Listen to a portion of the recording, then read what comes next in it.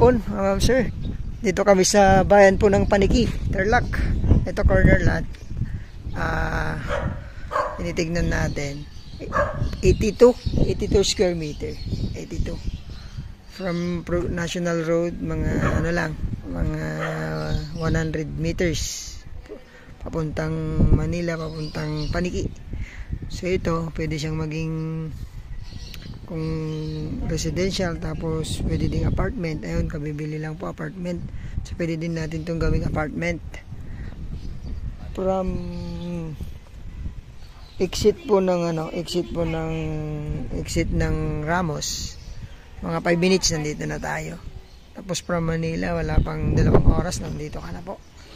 Tapos malapit din sa bayan. Ito, corner lot siya. 82 square meter. Titled property. Titulado na pangalan po ng seller natin. Solo title, mga ma'am sir. Dito po sa subdivision dito sa Paniki, Tarlac. Madali lang pong hanapin to. Tawagan nyo po ako, tapos stripping natin to agad, tapos kausapin nyo po yung seller nito. Baka sakaling magkasundo po kayo sa presyo para magkaroon po kayo ng property dito sa Paniki, Tarlac. Ang asking price ni seller dito 500k.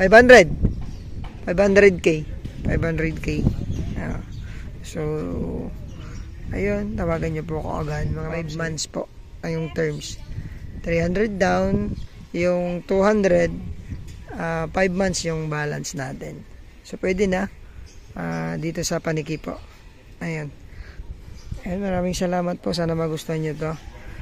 Bayan po ng Paniki. 82 square meter. 500,000 ang price. Thank you po. God bless sa inyo pong lahat.